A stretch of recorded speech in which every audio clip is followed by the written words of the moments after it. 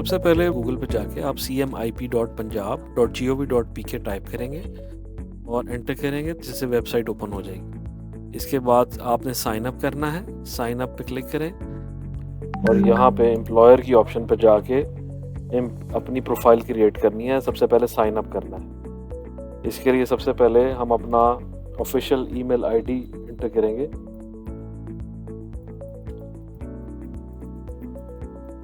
जी, इसके बाद send OTP की रिक्वेस्ट जब हम फॉरवर्ड करेंगे तो हमें इसकी एक ईमेल रिसीव होगी। ईमेल के लिए आप अपना जंक मेल भी और स्पैम मेल्स को भी चेक करें। कई दफ़ा सिक्योरिटीज रेस्ट्रिक्शंस की वजह से जंक मेल में भी ईमेल आ सकती है। ईमेल रिसीव होने के बाद यहाँ से हम अपना ओटीपी कॉपी करेंगे और ओटीपी को एंटर करने के बाद हम अपना नेम एंटर करेंगे, कंपनी का नाम एंटर करेंगे, CNIC एंटर करेंगे,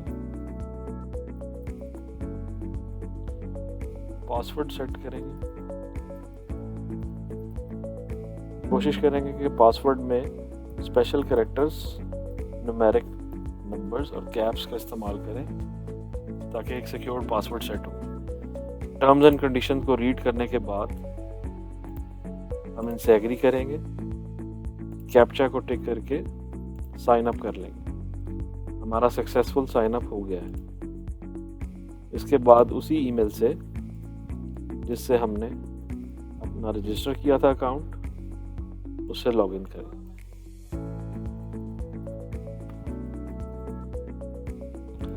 कैप्चा को टिक करने के बाद जब हम साइन इन करेंगे तो हमारे सामने हमारा लॉगिन इंफॉर्मेशन की स्क्रीन सामने आ जाएगी। फर्स्ट स्टेप कंप्लीट होने के बाद इसमें हमारे पास 5 टैब्स हैं जिनको हमने फिल करना है।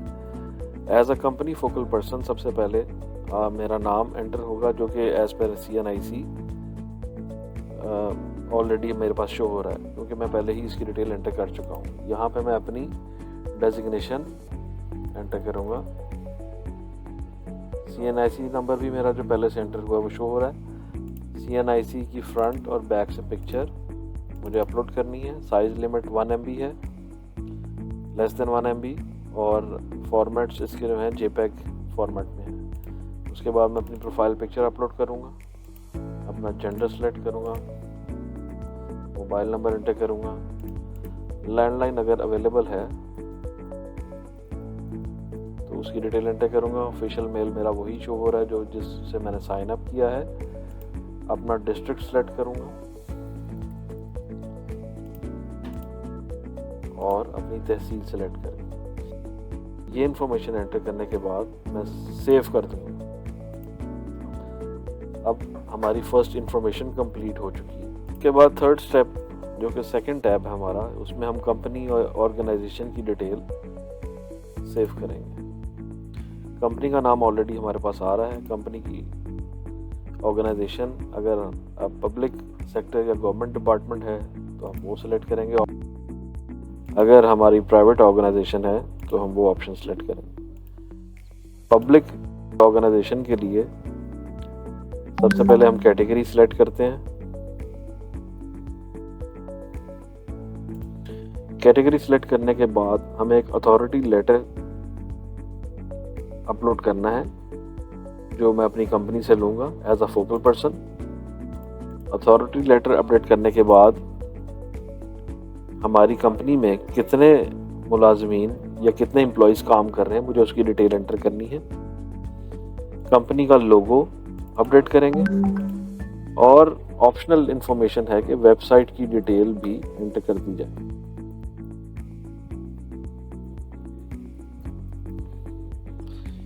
ये इंफॉर्मेशन एंटर करने के बाद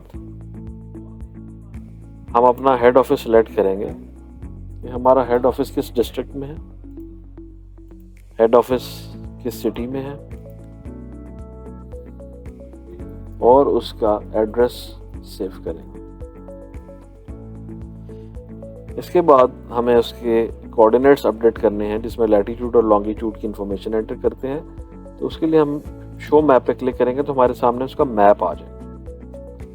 मैप के लिए अगर हमने अपनी साइट को लोकेट करना है तो हम उसको मिनिमाइज और मैक्सिमाइज करके भी इंफॉर्मेशन चेक कर सकते हैं।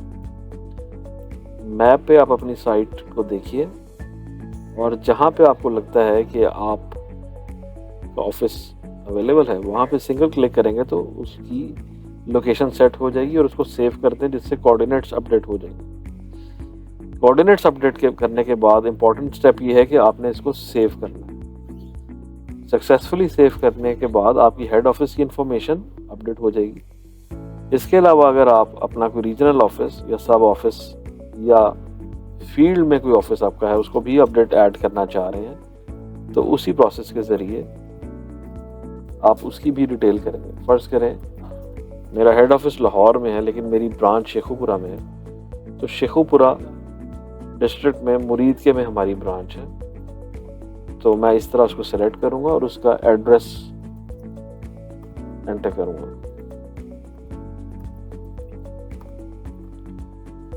सेम उसी तरह मैप के अंदर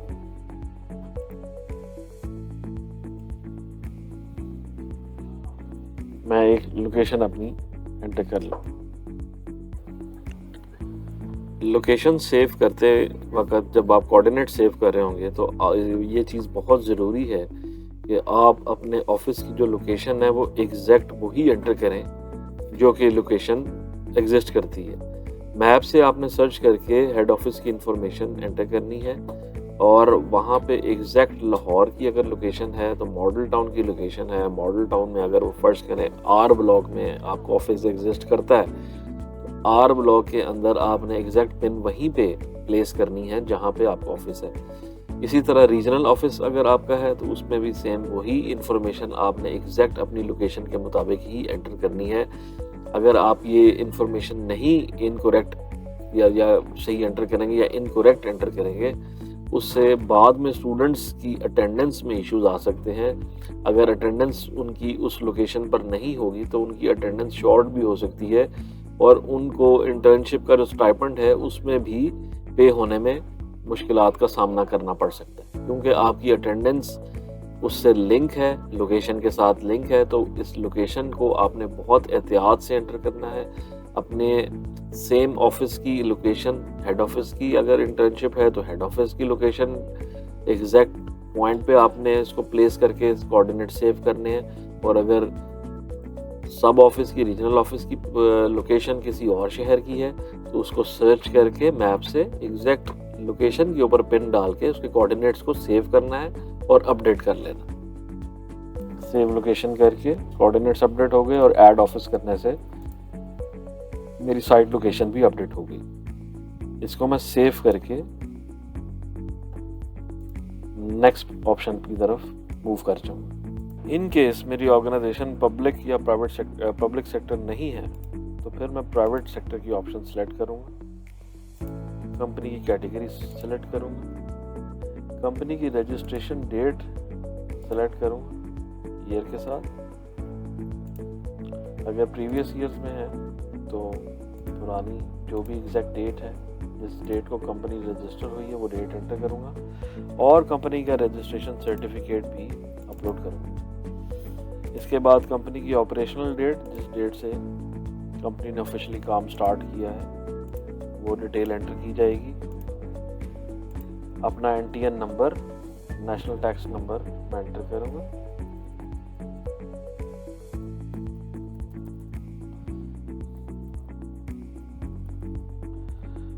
NTN सर्टिफिकेट अपलोड करेंगे। अगर तो आपका सेल्स टैक्स अवेलेबल है नंबर तो अच्छी बात है, वो भी आप एंटर कर सकते हैं।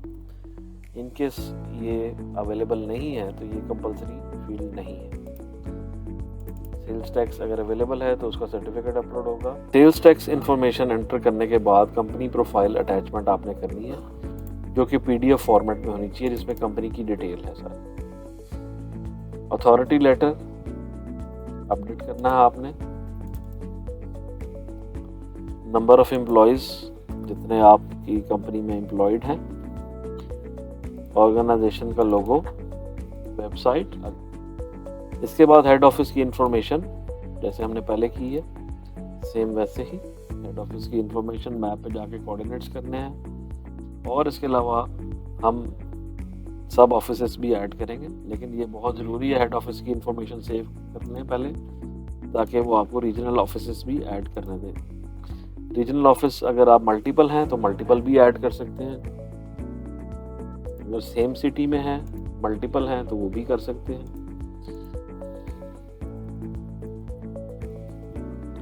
इसी तरह सबकी मैप लोकेशन आपने एंटर करनी है, जिससे उसके कोऑर्डिनेट्स अपडेट हो जाएंगे। ये अपडेट करने के बाद आप डाटा को सेव करेंगे और नेक्स्ट ऑप्शन की तरफ मूव कर जाएंगे, जो कि सुपरवाइजर डिटेल है। सुपरवाइजर की डिटेल एंटर की जाएंगी, जो कि कैंडिडेट्स की इंफॉर्मेशन, उनकी अटेंडेंस से रिलेटेड इंफॉर्मेशन और बाकी इंफॉर्मेशन को कवर कर रहे होंगे। एक कंपनी में मल्टीपल सुपरवाइजर्स भी एंटर किए जा सकते हैं। जब हम सुपरवाइजर की डिटेल एंटर करेंगे, उसमें सबसे पहले उसका नाम as per CNIC, company name same रहेगा, डेजिग्नेशन सुपरवाइजर की ही रहेगी, क्योंकि इंटर्न्स की जो रिपोर्टिंग है वो सुपरवाइजर को हो रही होगी। आगे हम कंपनी का डिपार्टमेंट सिलेक्ट करेंगे। सुपरवाइजर की जेंडर सिलेक्ट की जाएगी, नेक्स्ट ऑप्शन, उनका फ़ोन नंबर, उनका ऑफिशियल ईमेल एड्रेस,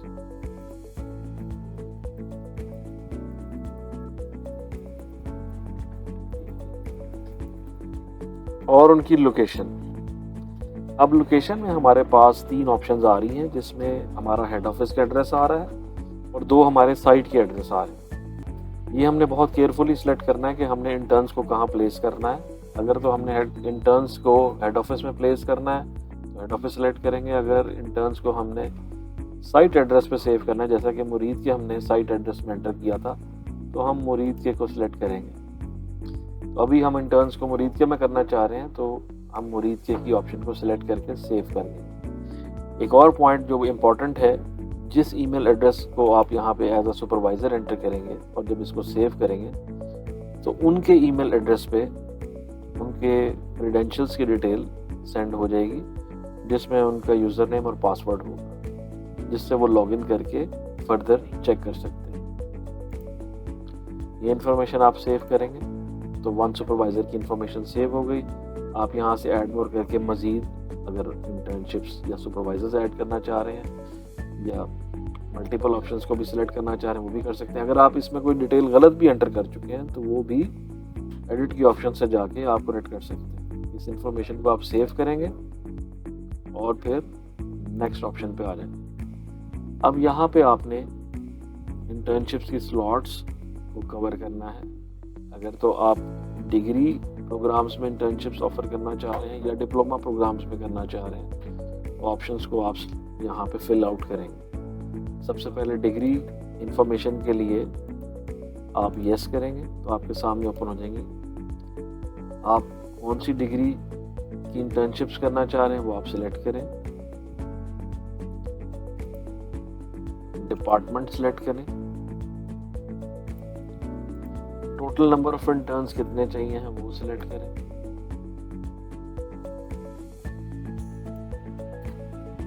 लोकेशन आप सिलेक्ट करें। याद रहे कि पहले आपने मुरीद का सिलेक्ट किया था, करेक्ट सुपरवाइजर की पूरी डिटेल एंटर करें, और आपने जो सुपरवाइजर क्रिएट किए होंगे ये आपने केयरफुली सिलेक्ट करने हैं कि आप कौन से सुपरवाइजर को ऐड करना चाह रहे हैं। इसके बाद आप इसको सबमिट करेंगे तो ये आपकी रिक्वेस्ट जनरेट हो जाएगी। सिमिलरली अगर आप डिग्री की जगह डिप्लोमा भी ऐड करना चाह रहे हैं तो डिप्लोमा की भी ऑप्शंस कर सकते हैं। डिप्लोमा कैंडिडेट्स की आप डिप्लोमा की क्वालिफिकेशन सेलेक्ट करेंगे, टोटल नंबर ऑफ इंटर्न्स कितने चाहिए हैं, डिप्लोमा आपने कहाँ पे लगाना है, प्लेसमेंट कहाँ की है, और उनके सुपरवाइजर्स कौन होंगे। ये ऑप्शन आप सेव करेंगे तो ये इन्फॉर्मेशन भी कंप्लीट हो जाएगी। लास्ट में एक इम्पॉर्टेंट इन्फॉर्मेशन जो कि आपने टिक करनी है, उसमें लिखा है in case of non availability of desired degree diploma holder interns the department youth affairs and sports department is authorized to repute intern with closest possible educational qualification skills in my organization. However, the number of interns deputed shall not exceed the total number of interns required by the organization. तो इसमें अगर in case उस degree या diploma के interns available नहीं है तो जो डिपार्टमेंट है वो ऑथराइज है उसके नियरेस्ट पॉसिबल जो क्वालिफिकेशन है और उसके जो स्किल्स हैं उसके अकॉर्डिंगली शॉर्ट लिस्ट करने की। और इसके अलावा जो इम्पोर्टेंट चीज़ है, जो नंबर ऑफ़ इंटर्न्स हैं वो टोटल नंबर ऑफ़ इंटर्न्स जो अप्रूव्ड हैं या जो एंटर किए गए हैं उससे एक्सीड नहीं होने चाहिए। जैसा कि अभी 10 और 5 15 है, तो टोटल नंबर ऑफ़ इंटर्नशिप अगर हमने 15 एंटर किए हैं तो इससे एक्सीड नहीं होनी चाहिए। इस डाटा को आप सेव करेंगे और नेक्स्ट मूव ऑन कर जाएंगे। फाइनल रिव्यू में आपने चेक करना है, confirm that I have read and fully understand the eligibility criteria of the Chief Minister internship program. Yes, I hereby declare the information I have provided is accurate and true to the best of my knowledge. इसको भी yes करेंगे। और अगर हम अपनी profile को preview करना चाहें प्रीव्यू भी कर सकते हैं। और इसको हम जब सबमिट करेंगे तो हमारे पास एक पॉपअप स्क्रीन आएगी जिसमें हम अपना पासवर्ड एंटर करेंगे। लेकिन इस पॉइंट से आगे अगर ये आप इंफॉर्मेशन सेव कर देते हैं, ये इम्पोर्टेंट है कि आपकी सारी इन्फॉर्मेशन करेक्ट अपडेट होनी चाहिए। आप यहाँ पे अपना पासवर्ड एंटर करेंगे और सबमिट करेंगे। रॉन्ग पासवर्ड के ऊपर वो आपको एरर दे देगा। अब हमारा प्रोफाइल कंप्लीट हो गया, एप्लीकेशन सक्सेसफुली सबमिट हो गई है, डिपार्टमेंट को रिव्यू के लिए ये फॉरवर्ड हो चुकी है। इसका स्टेटस हमारे पास यहाँ पे शो हो रहा होगा। बाद में आप अपना अकाउंट लॉगिन करके अपना स्टेटस भी कंफर्म कर सकते हैं।